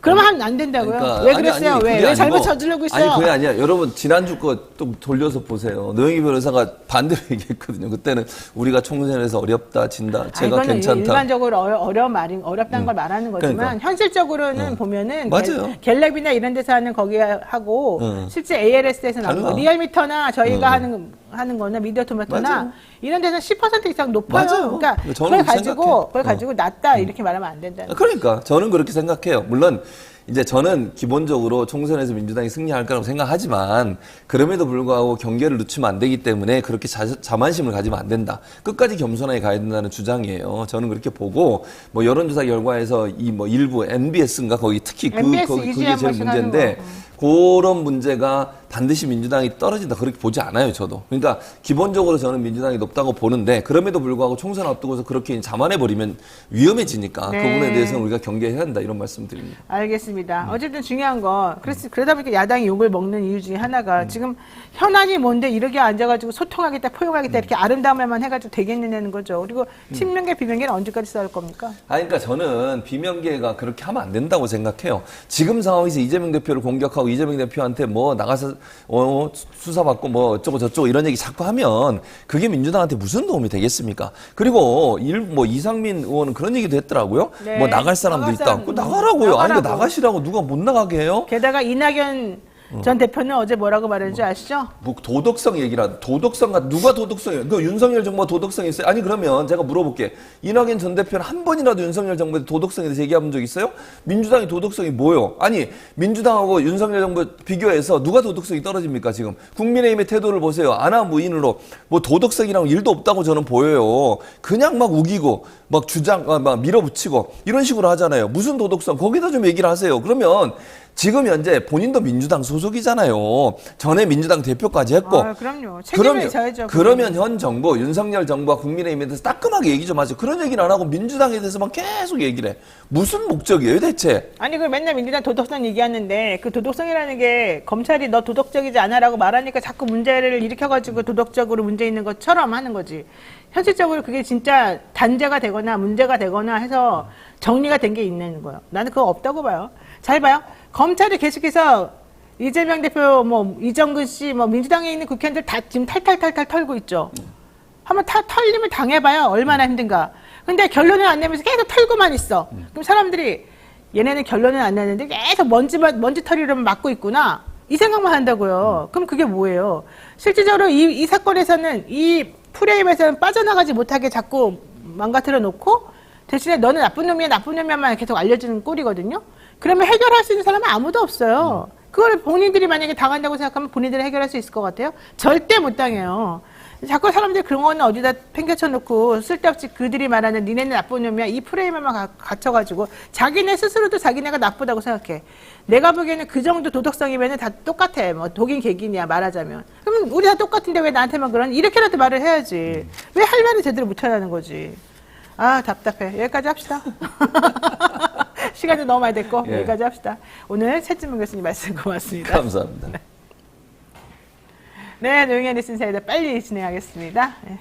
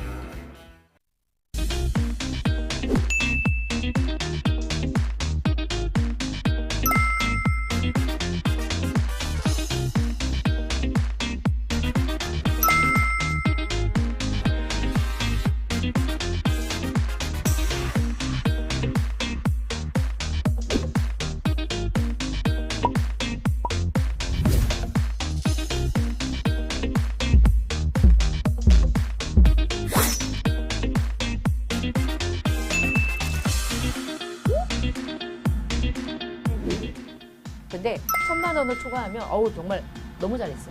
예를 들어 1,500을 들어야 돼.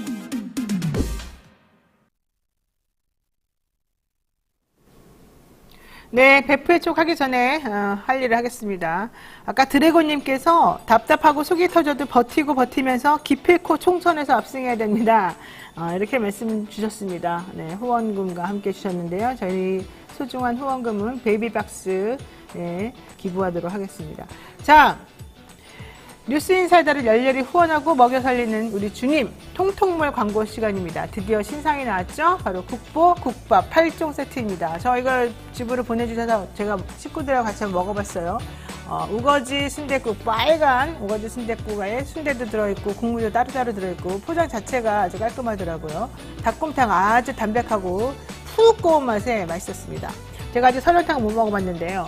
한국인이 가장 사랑하는 국밥 8종을 이런 식으로 모아놨습니다. 입맛이 없을 때, 숙취가 있을 때 국밥만한 게 없기 때문에 여러분들 특히 많이 드시면 좋겠고, 저희 어머니, 아버님이 연세가 되게 많으신데 지금 아버지가 사실 교통사고 당하셔가지고 입원해 계셔요. 그래서 지금 한 3개월 이상 입원해 계셔야 될 것 같아서 어머니 혼자 사신단 말이에요. 그래서 내가 걱정이 돼가지고 어떻게 식사를 좀 해드리나 했더니 국밥이 딱 온 거죠. 그래서 제가 이제 이 국밥으로 드셔라 이렇게 해놓고 왔더니 마음이 조금 든든하더라고요. 근데 드셨을 때 참 맛있다, 깔끔하다 이런 얘기 해주셨습니다. 여러분도 한번 드셔보시면 좋을 것 같아요. 자, 자, 한 끼 든든하게 채워줄 국보 국밥 8종 세트. 통통물 회원에 가입하시면 20% 할인 쿠폰을 무제한으로 드리니까 많은 분들, 친척이라든가 자식이라든가 부모라든가 이웃집이라든가 뭐 친구라든가 동료라든가 선후배라든가 모두 통통물 회원 가입하시도록 해주시고요. 할인 쿠폰 받아가지고 국보 국밥 8종 세트 한번 맛있게 드셔보시기 바랍니다. 지금 바로 검색창에 통통몰이라고 치시면 되고요. 영티님들의 많은 관심으로 우리 뉴스인사이드가 점점 늘어난다는 거, 점점 좋아지고 있다는 거 잊지 마십시오. 우리 지금 29.7만 명이고요. 어제 방송 이후에 가입자도 많이 늘었습니다. 다 여러분의 사랑 덕분이지 않겠습니까? 네, 돈도 많고 얘기거리도 풍부하고 서로 여유가 있는 그런 방송이 됐으면 좋겠습니다. 네, 자, 영티님들 많은 관심 부탁드리고요. 이제는 베프의 촉 하겠습니다. 한 주 동안 떠들썩했던 사건 사고들 짚어보는 베프의 촉. 오늘 배상훈 프로파일러와 모시겠습니다. 어서 오십시오. 안녕하세요. 네. 요즘에 어때요? 심신이 안정이 되고 있어요? 네. 어떻게 안정이 되고 있어요? 뭐 그냥 잘 극복하고 있습니다. 그래요? 그때 예. 다친 거는 어떻게 됐어요? 머리, 예. 목 다친 거는? 안 죽고 살아남아갖고 네. 진짜로 천운이었습니다. 원래 그렇죠. 죽었어야 되는 건데. 네. 말이 너무 이상한데? 진짜로 죽었어야 되는 건데. 네, 근데 이제 살아 있는 거 보니까 앞으로 20년은 더 살려고 하는 거 그게 같습니다. 왜 그런지 알아요? 네. 그 날이 우리 나오는 날이었잖아요. 네. 나의 기운 때문에 사는 거예요. 네, 감사합니다. 어쨌든 표정 매우 안 좋습니다. 어쨌든 알았어요. 감사하게 네. 생각하고 있습니다. 자, 정권이 바뀔 때마다 역사 인식을 둘러싼 논란은 뭐 크고 작게 조금씩 있었습니다만 이번 정부는 너무 지나치다. 홍범도 장군은 사실은 진보 보수를 떠나서 대한민국의 독립을 위해서 그렇게 투쟁했던, 정말 몸바쳐서 일했던 바로 그분이기 때문에 우리 그동안에 누구도 이의를 제기하지 않았는데 갑자기 홍범도 흉상을 철거하고 백선엽 흉상을 세우겠다는 거예요. 친일을 했다고 스스로 반성하고 뉘우쳤던 백선엽 장군. 독립운동을 했냐 안 했냐, 그런데 그 사람이 공산당에 좀 친했냐, 가입했냐, 친일하고 가입했냐, 친일하고 친했냐, 이것 따라 달라지는 것 같아요. 말이 됩니까? 이념 갈라치기도 아니고. 오죽하면 여당 내에서도 그러지 말라, 너무 지나치다. 홍준표 의원도 홍준표 시장도 그런 말 할 정도예요. 자, 이거는 무조건 저는 대통령이 반공에 집착하기 때문이다라고 생각하는데 왜 이러는지 한번 그 심리를 한번 까보겠습니다. 대통령은 왜 이렇게 공산당이 싫어요를 외치는 것인지, 왜 그럽니까 우리 대통령은? 열등감 때문이죠. 열등감? 예, 예. 무슨 열등감 있죠?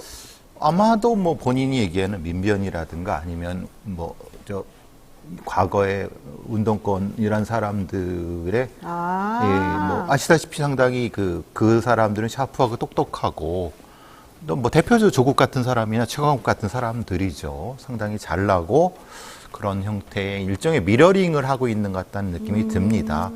대통령 지금 주변에 있는 사람들이 사실은 뭐 속된 말로 쩌리들 아닙니까? 네, 그러니까 쩌리.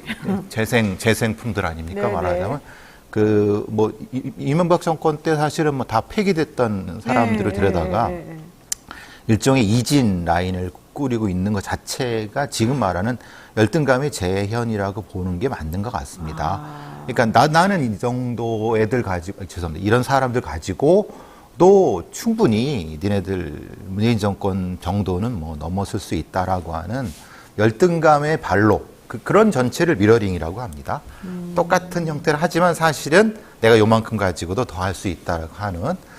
지금 홍범도 장군 부분도 그렇지만 네. 사실 홍범도 장군 같이 그런 분은 쫓아갈 수도 없습니다. 그런 그럼요. 사람들이 어떻게 발뒤꿈치도 못 쫓아간다. 못 하는데 그 백선엽 같은 사람이 그 상대가 됩니까? 그럼 뭐 10분의 1도 안 되는 사람을 갖다 놓고 대치하려고 하는, 그게 바로 미러링이라고 하는 겁니다. 상당히 위대한 분을 두고 그것을 이제 함량미달의 사람이 그 함량미달하는 사람들 대체해갖고 그걸 이렇게 해는 거 보면은 지금 뭐 이동관도 그렇고 주변에 있는 추경호도 그렇고 다들 일정 다 실패한 사람들 아닙니까? 그런 사람들 갖다 놓고 하는 거 보니까 열등감의 발로에 대한 미러링이라고 하는 게 제가 제일 걱정하는 건 그겁니다. 이게 대통령의 결정일까라는 걱정입니다. 그래요? 대통령이 예. 결정 안 할 수도 있어요? 왜냐하면 그 행동에는 완결성이라는 게 있습니다. 그러니까 특정한 사람이 뭘 결정할 때. 근데 네. 완결적이지가 않아요. 그러니까 계속 뭔가 땜질이 되는 거. 그래서 제일 걱정입니다. 그러니까 본인이 결정했고 본인이 논리적인 어떤 판단에서 결정했다고 하면 숨이 일관된 결정을 해야 되는데 뭔가 하다 보니까 이게 아니야. 그럼 땜빵하고 아니야. 이런 방식의 경우는 실제로는 사실 뒤에 말씀드릴 문재인 정부를 부실 기업에 비유하면서 이런 얘기도 하는데 말하다 보니까 그럼 본인도 부실 아닌가? 본인은 부실 기업에서 일했던 사람이잖아요. 문재인 정권의 핵심인 검찰총장 아닙니까? 네. 본인도 부실이잖아요. 그 말하다 보니까 이상해지는 거예요. 그러니까 또 땜빵이 들어가야 되는 거죠. 그래서 이제 결국은 이게 열등감 컴플렉스일 가능성이 훨씬 높죠. 그렇죠. 게다가 사실 이번 정부가 생각보다 사람이 없다는 거예요. 그때 문재인 대통령 할 때도 사람이 없어요. 맨날 그런 얘기 했었는데 이번 정부도 윤석열 정부에서 사람을 쓰려고 그랬더니 안 한다는 사람들이 되게 많았대요. 그래서 실제 일할 사람이 없으니까 할 수 없이 이렇게 다시 재활용하고 이렇게 데려오고 막 이런 거밖에 없다. 이런 얘기를 제가 들었는데. 재활용도 안 되는 사람들을 갖다 재활용도 쓰는 안 돼요? 거지 않습니까? 보시다시피 지금 쓰는 사람 대부분 그러지 않습니까? 그러니까 아니 그래도 재활용이 돼서 뭔가 그 역할을 할 수 있는 사람이면 모르겠는데 그 정도도 안 되는 수준 이하의 사람들을 갖다 쓰다 보니까 실제로는 그 하는 수준 자체가 너무 낮아서 결국은 다른 방식으로 시선을 돌릴 방법이 결국은 그래서 이념투쟁이라고 하는 거. 그 철저한 이념투쟁을 지금 하고 있지 않습니까? 근데 보세요. 대통령은 그래도 국민의힘 연찬회에 가가지고 1+1은 100이라고 하는 사람들하고는 내가 대화도 안 하겠다. 그 다음에 왜 이념이 시대착오적이냐. 이념이 얼마나 중요한 건지. 이념에 집착하는 모습을 계속 보인단 말이죠. 근데 또 바깥에 나가서 국익이 우선이라면요. 네? 국익이 우선이라면. 본인이 생각하는 국익은 이념인가요?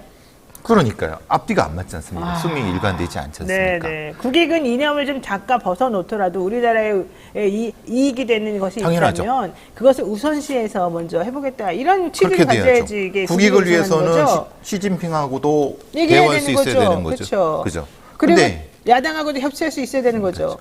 아니 본인이 대통령이면 더 윗 입장에서 야당하고도 충분히 대화하는데 뭐가 꿀립니까? 근데 대화 자체를 회피하는 거는 이건 사실 열등감입니다. 네, 열등감 있는 사람은 대화를 안 합니까? 아니 얘기하다 보면 좀 치잖아요. 좀 밀려요? 그렇죠. 밀리잖아요. 그러면 사람들하고 얘기하기 싫어져요? 싫어지고 사실은 굉장히 화를 많이 화가 나요. 속으로는 그렇죠. 매우 기분 나빠하고 네, 있어요? 화를 내고 있죠. 이번에 보시는 것처럼 해병대 그 장병 관련된 부분에서도 네. 늘 하시는 게 경노하고 분노하시는 게 경노했다고 일이잖아요. 나오죠. 대통령은 여러 가지를 차분하게 해서 결정해야 되는 분 아닙니까? 화를 내는 거는 일부고 제일 걱정입니다. 그래서. 근데 제가 궁금한 건 보세요. 이념에 집착하는 모습이 너무 세요. 지금 현재 특히 공산당을 나는 싫어요. 공산당이 미워요. 공산당이 싫어요. 아니 싫어하실 수 있죠. 그 이승복 어린이처럼 그런 네. 걸 아직도 하고 계세요. 네. 근데 지금 그거는 어린이가 하는 말이고 본인은 대통령이니까. 그렇죠. 네. 이제는 그렇게 하면 안 될 텐데 아직까지 때늦은 공산당 타령을 아직 계속 하고 있는데 그것을 사람들이 지금 다 옆에서 부추기고 있단 말이죠. 그 밑에 있는 사람들이. 왜냐하면 본인들의 무능을 이념투쟁으로 그냥 갈아 넣으려고 하는 거지 않습니까? 주변 사람들이 그 밑에 있는 소위 관료라고 하는 사람들이라든가 이런 사람들이 그러니까 본인들이 능력 있고 본인들이 정책을 치고 나가려고 하면 대통령님 이념보다는 제가 이런 정책이 있고 이런데 이런 걸로 가시죠라고 했겠죠. 네. 그러니까 본인들이 그런 능력도 없고 재생도 안 되는 사람들이니까 당연히 대통령이 이념 쓰니까 그거 부추기는 거 아니 아니겠습니까? 단순하게. 그렇죠. 이념은 선명하니까. 그러니까 본인들의 능력이 무능하던 게 드러나지 않지 않습니까? 그렇게 해버리면. 자, 그리고 문재인 정부에 대한 열등감이 있는 것 같다는 얘기는 많이 나왔는데 특히 이제는 문재인 정부는 부실 기업이다. 와서 보니까 다 껍데기밖에 없다. 내가 정권을 안 잡았으면 큰일 날 뻔했다. 이런 얘기를 하는 거예요. 그 틀이 본인이 검찰총장 하셨잖아요. 왜 부실 기업이라고 그러니까? 아마 그거는 분식회계라든가 다 분식회계라면서요? 그런 얘기를 해서 지금 예산 문제가 걸리니까 분식회계란 말을 하면 멋있어 보여서 그런가? 그렇죠. 그런 부분도 있고 결국은 지금 예산을 깎아갖고 하는 그런 부분에 대한 거를 이렇게 좀 스무스하게 넘어가려고 그런 말을 하신 것 같은 느낌이 드는데 내용적으로는 사실은 말도 안 되는 내용이죠. 그러니까 나는 구체적인 무슨 근거가 있어가지고 그러니까, 우리들을 설득하는 줄 알았는데 그건 아니고 그냥 본인의 기본 생각을 이렇게 탁탁탁 크게 말하는 것 같더라고. 근데 그게 상식적으로 납득이 가야 되는 건데 좀 안 되고 그래서 너무 이게 우격다짐. 이게 부실 기업이라고 하면 세수가 많이 안 거쳤다. 경제 성장률이 상당히 많이 부실했다. 근데 현실적으로 그렇지 않잖아요. 그러니까 뭐 그런 부분들에 대한 구체적인 데이터를 제공하면서 말씀하셔야지 맞죠. 네. 아니 그러고 나니까 그 점잖던 문재인 대통령 절대 참전하지 않았거든요. 끼지 않았거든요. 근데 계속 한마디씩 하고 있습니다. 문재인 대통령 전 대통령의 심리는 어떤 거예요? 이 상황을 바라볼 때. 좀 욱욱하시는 것 같아요. 지금 이 상황에서 사실 네. 욱 안 하면은 좀 그렇죠. 아니 왜냐면 너무 참았잖아요. 그러니까요. 근데 조금 이게 이제 그걸 또 자극하고 그러니까 또 그거 가지고 또 말이 국민의힘에서 나오니까. 계속 하니까 아무리 좀 화가 나셔도 조금은 더 참아야 돼요? 네, 계속 근데 참기만 해? 아니 이게 본인이 말씀하지 마시고 대변인을 통해서 사실만 적시하시면 되지 않을까 싶습니다. 그래요, 사실만. 괜히 그 본인이 정쟁의 차원에 들어올 수 있기 때문에 주변에 뭐 탁현민 비서관도 그렇고 저 대변인들 꽤 있지 않습니까? 아니 근데 윤건영 의원이 그랬잖아요.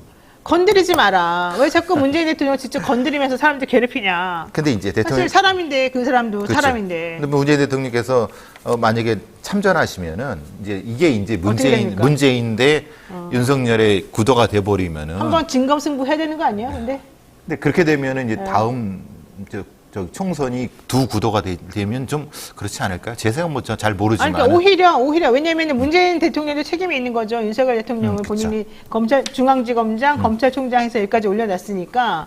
그래서 이제 그분은 문재인 대통령 입장에서는 윤 대통령이 잘하기를 원했겠죠. 그리고 잘할 거라고 믿으니까 그 자리에 앉혔겠죠.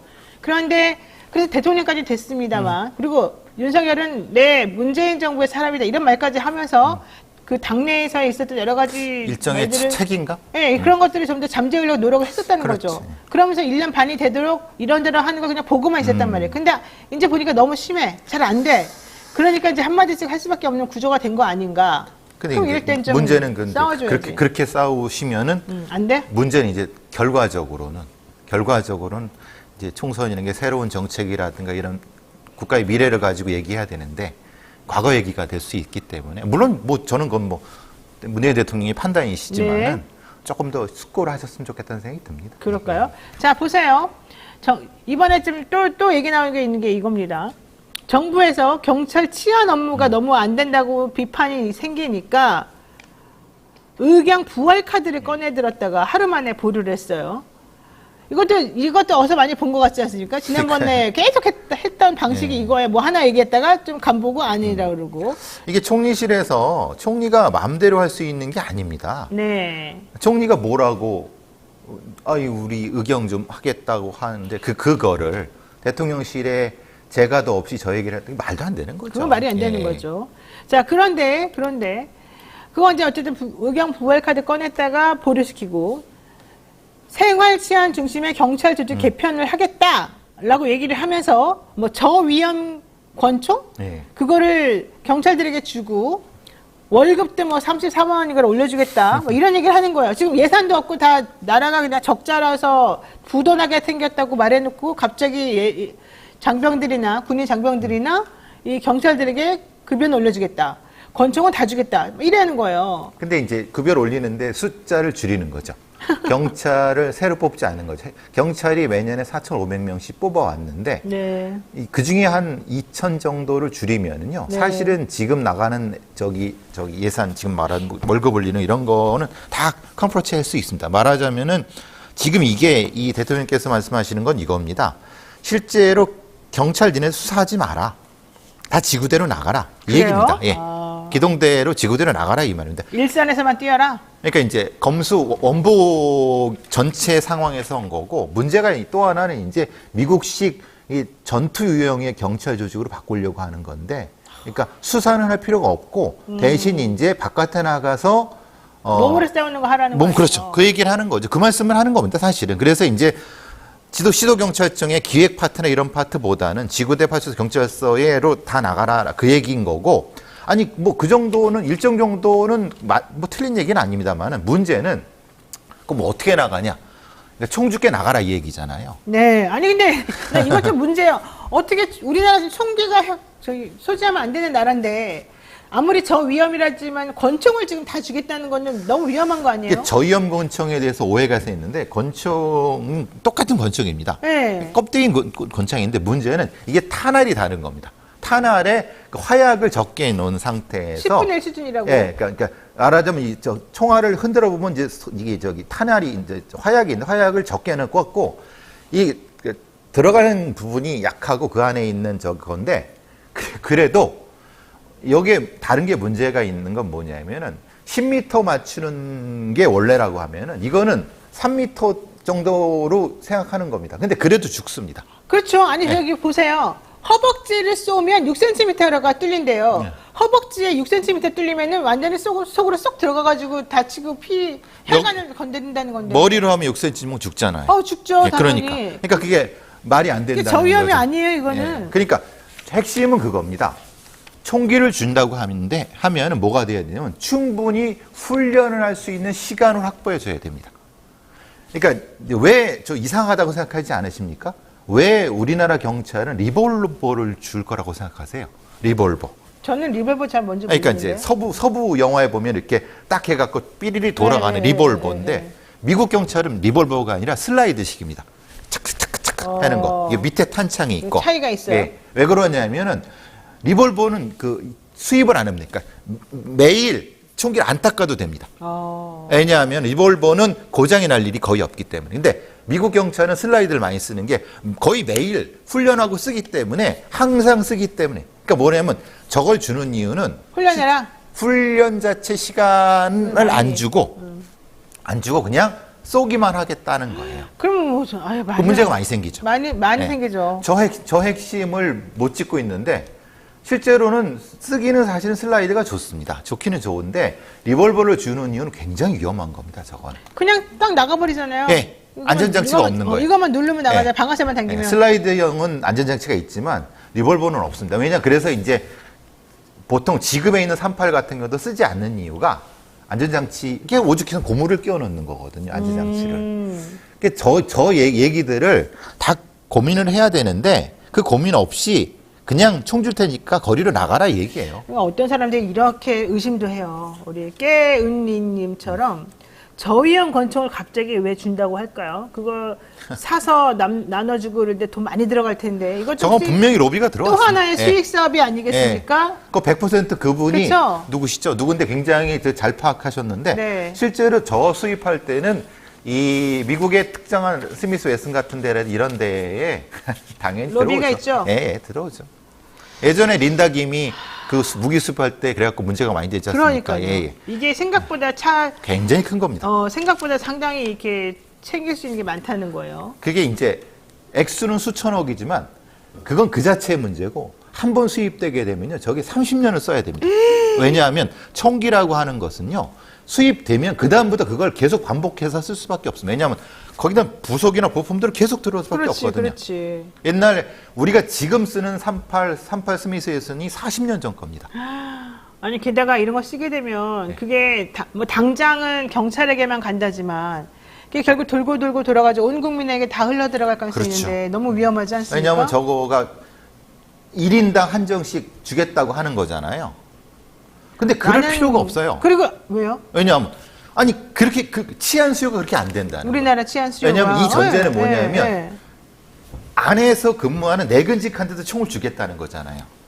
아 근데 너무 위험한데. 그렇죠. 그럼 필요가 없잖아요. 이런 생각을 근데 왜 갑자기 이렇게 경솔하게 급박하게 할까요? 그게 너무 이게 경솔하고 오래 논의가 된 건가? 너무 경솔하고 논의가 되지도 않고 어떤 뭘 하는 거인지에 대한 합의가 없는 상태, 정책적 합의가 없는 말만 상태. 탁탁 나는 그렇죠. 것 같아. 그래서 문제라는 거예요. 그러니까 저는 사실 이거보다 경찰이나 이전에 10년 전부터 뭐냐면 고무총탄이라든가 아니면은 저위험 권총이 아니라 다른 게 이미 논의가 오랫동안 되어 왔습니다.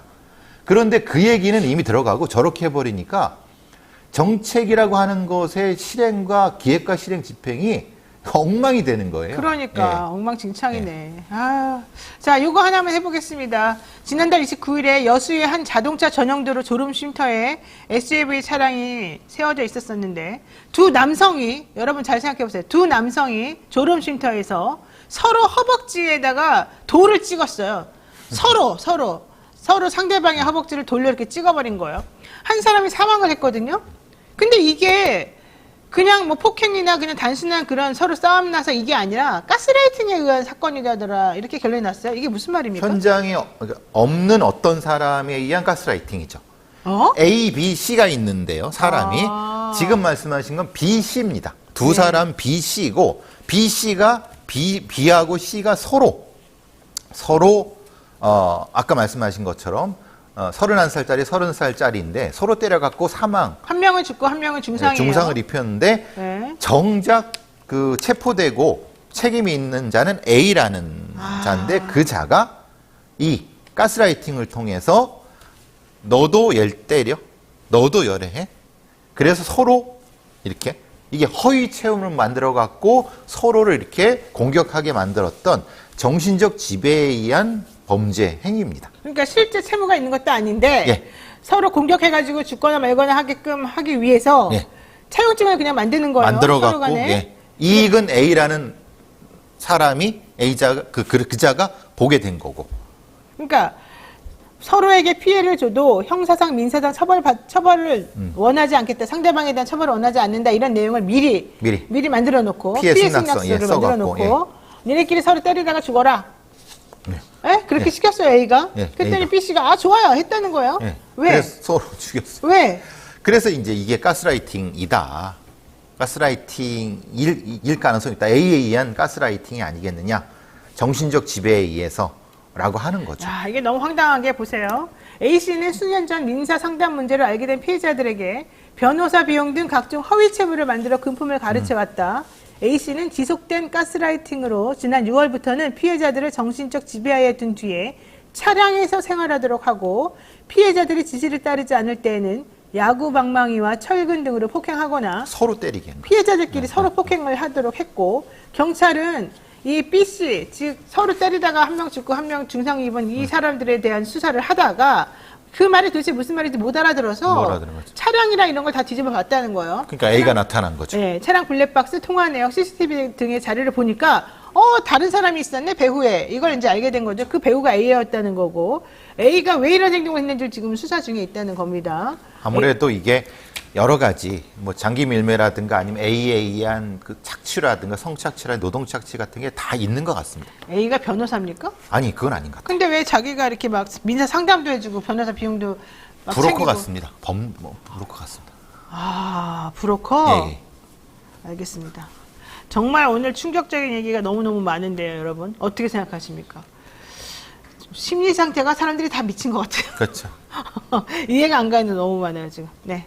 자, 오늘, 배상훈 프로파일러님과 함께 여기까지 봤고요. 이해 안 가는 대한민국의 현실, 정치판, 이거 앞으로 어떻게 될지 좀 논의를 해봐야 될 것 같습니다. 네, 여기까지 하겠습니다. 오늘 말씀 고맙습니다. 네, 영친 여러분, 어떻게 오늘 재밌게 보셨나요? 네. 최준명 교수 화내니까 좀 속이 시원하십니까? 자, 댓글 많이 보내주시고요. 나가기 전에 잊지 마시고 구독, 좋아요 눌러주시고요. 저는 또 내일 뵙겠습니다. 고맙습니다.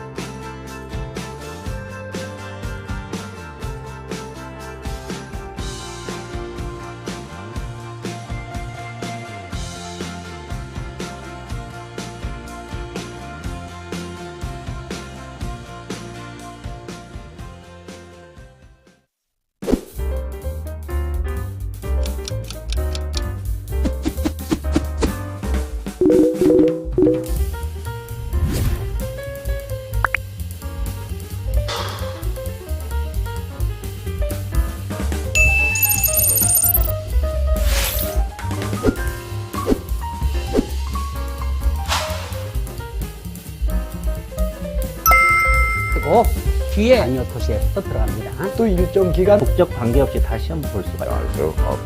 그러면 민법으로 간다.